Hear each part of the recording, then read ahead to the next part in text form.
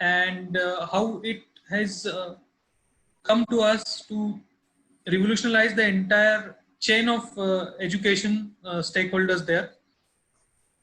To start with, let us begin the why. Why this education policy was needed. Number one, shortly touched by Niruddha earlier, it was long pending. Earlier, national education policy was 1986. It was slightly amended later on, but no major changes that had happened. I believe that all those changes that were made in till date in the education policy were stopgap arrangements, were like patching, were of the patching work of sorts. But upside down change was very well needed in the education system overall. So this national education policy 2020 has brought this change for all of us. Now, how it has come to being? Like, what was the process of getting this policy onboarded?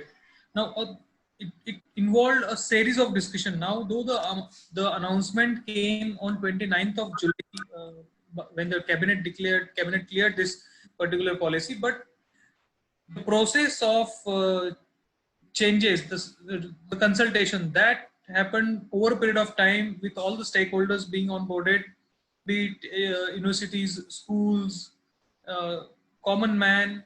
The suggestions were invited from common public, and those were taken into considerations.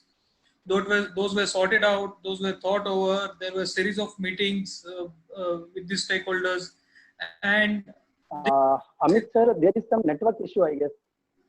am I audible? Yes, Amit sir, you are audible. I think we are able to. Yes, sir, we are able. Okay.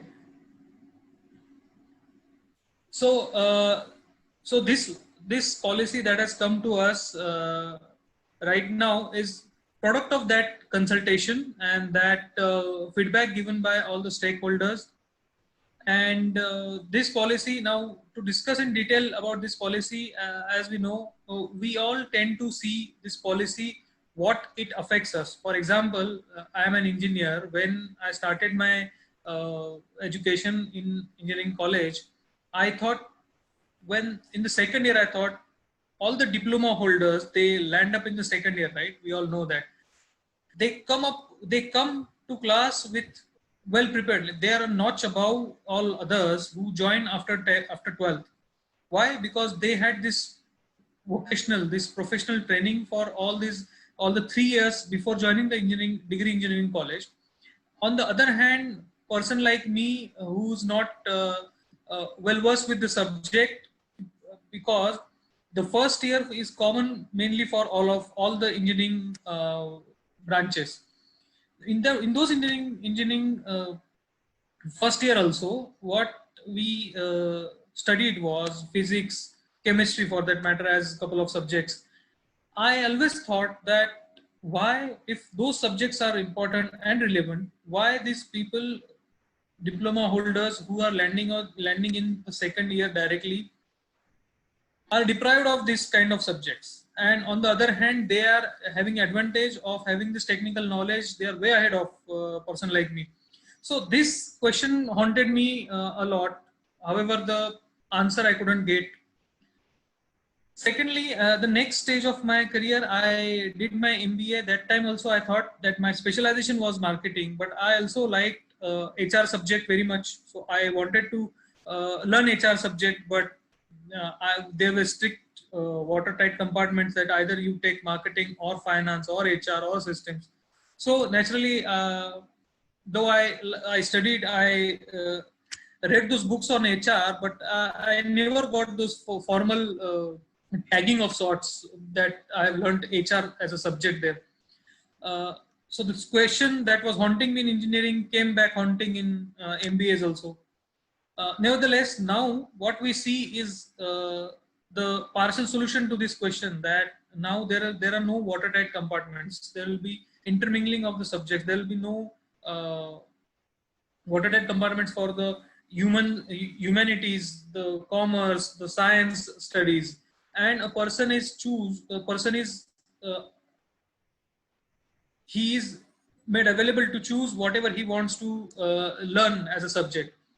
Now, there are a couple of challenges also in this subject. Now, if we see, let's go one by one. Like, if we see the school education, first there are whooping number of changes. We all know that in the school education that it was earlier 10 plus 2. Now it is 5 plus 3 plus 3 plus 4. Now this has come as a welcome change, because earlier it was thought that whatever school education has to do, it culminates at 10th level. It culminates at the board level at the 10th, and then their new version of the student life comes, that is 10, that is plus 2.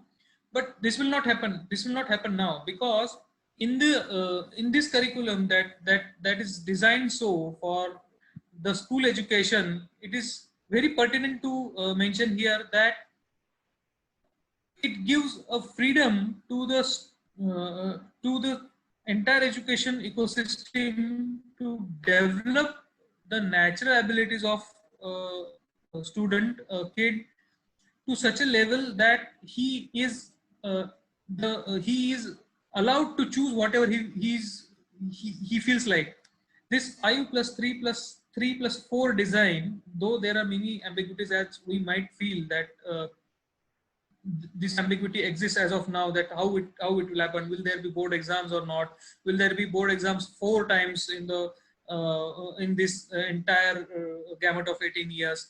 Now this will be clarified sooner, but the positive aspect is the ability of the student is very much exposed to what he is capable of doing and what he is aspiring to learn. So in this school education, this is a major shift in change. The second change that I like to mention here is the curriculum, the content of the entire schooling system. The curriculum content will be reduced in such a subject to its core essentials and make space for critical thinking, and which is more holistic, inquiry based, discovery based, discussion based, so on and so forth. Like this automatically gives exposure to a student to explore himself. Also, it gives the ability to any teacher to get best out of any student. So the next part is how are we concentrating on the teacher education aspect. So this policy also addresses the same. This policy has no hard separation of fields or subjects. The students are given increased flexibility and choice of subjects to study, particularly in secondary education. There will be no hard separation among curricular, extracurricular, or co-curricular activities. Now see, when we first listen to all these things, it sounds very utopian, right? It sounds very very idealistic. Now, how will it happen? How exactly are we going to achieve this? Let's go back to basics. Now, if we, I have a child in my home who's studying in 4th standard. Now, in the earlier, because the child belongs to she belongs to the earlier kind of education policy, we believe. So now in her curriculum, there's also arts class, there's also regular mathematics class, subjects like English and social science are also there.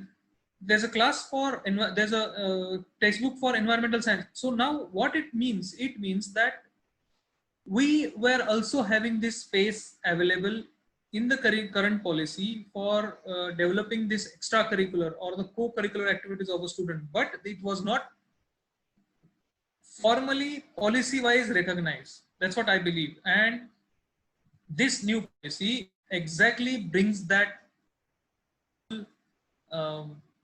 identification of formal learning in terms of co-curricular or extracurricular activity of a child. So this is one part of it. The major impact in the school education that one can see in national education policy introduced last week is that shift to multilingualism. What does this mean? The student is allowed to learn the subjects in her own language. Could be mother tongue, could be any other language preferred at home, or could be any other language. Because earlier we could find, like during my times, the school education was strictly divided in two parts in Maharashtra where I had my education. It was either local language, Marathi, or it was English. So we belong to only two streams. Either you are from Marathi medium or you are from English medium. Now this has gone away. Now we are talking of teaching the student in her and his own language. Now there could be other, in media I read that this could lead to the giving like going away of the advantage that Indian students have, that Indian students are good in English.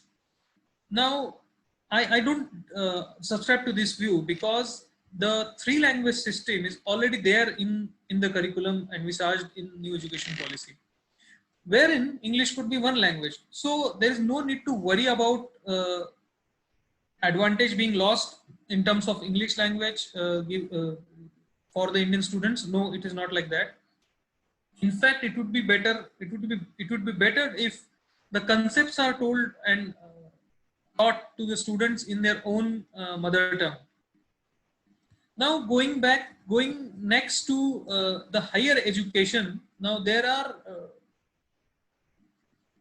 whooping changes in the higher education as well as we may envisage in this policy. But what are the fundamental principles of getting these changes in the higher education under national education policy?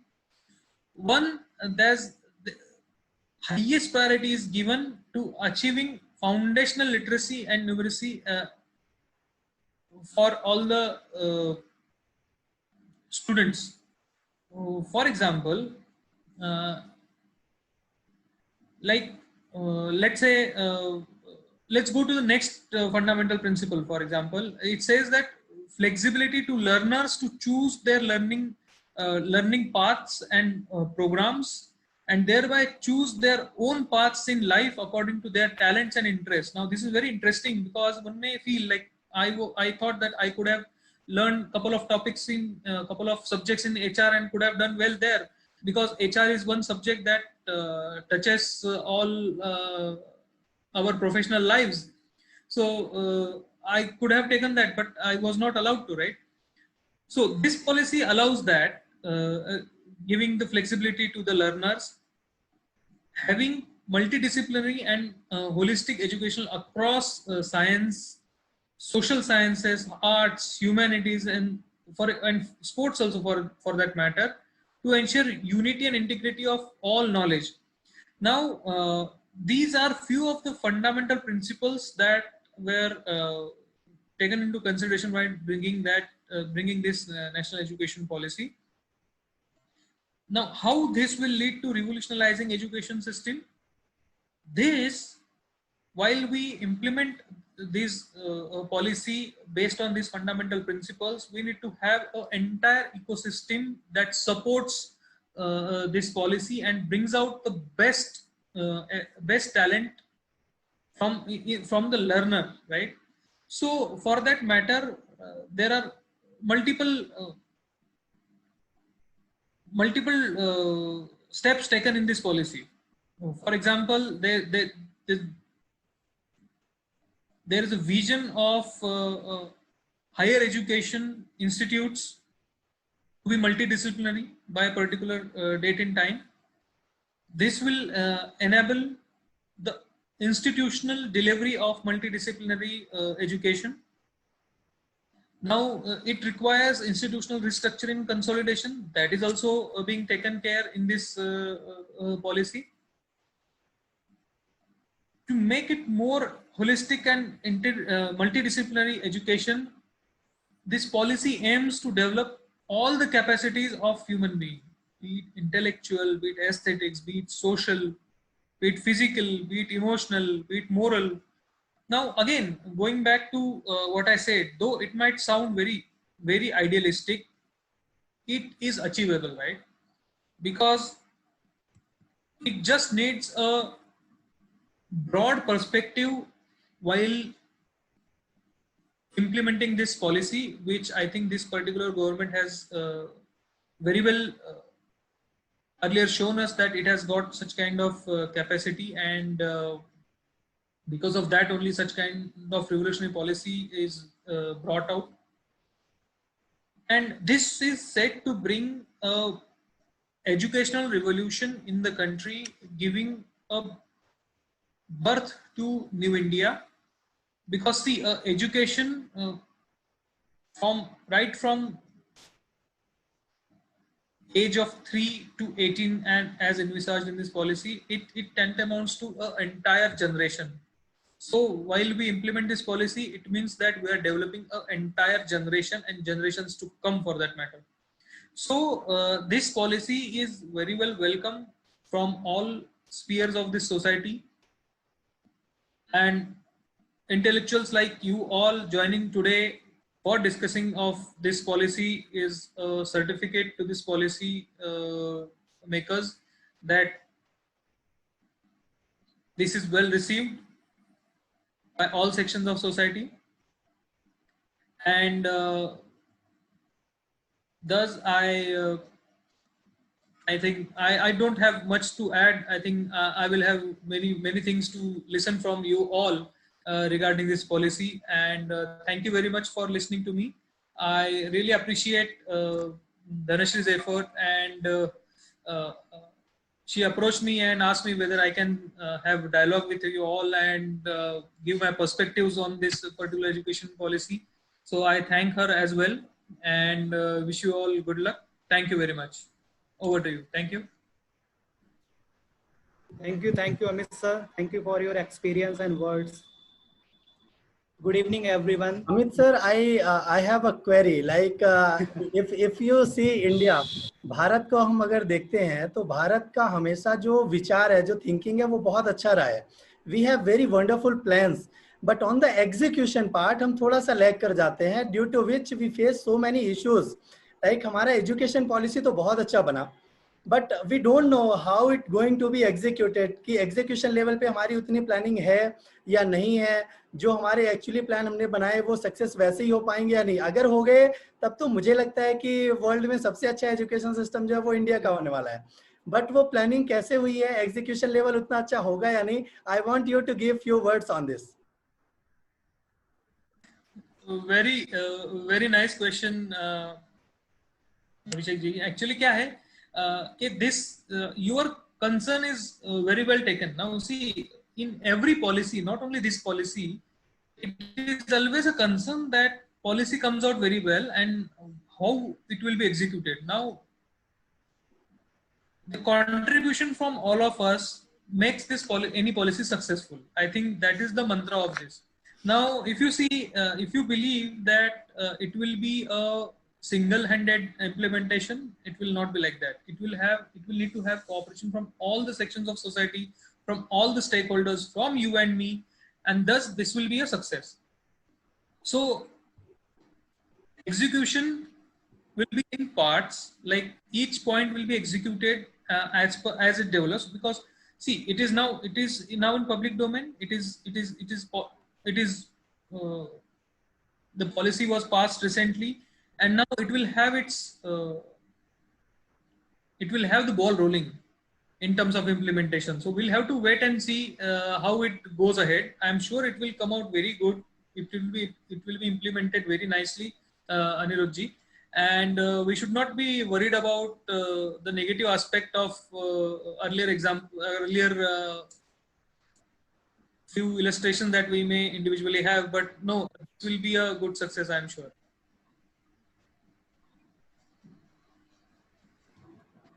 Anirudh, if you are speaking, you are on mute.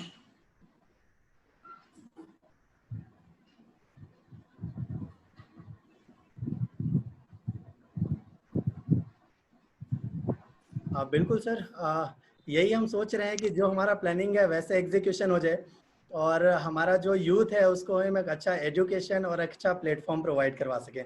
So thank you so much Amit sir for your time and it was a wonderful deliberation. Thank you so much. Thank you, Amit sir. Thank you, Dhanesh. You have also given the practical example of your daughter and the education system at your time. It really helped us, and you also give assurance that this system is achievable.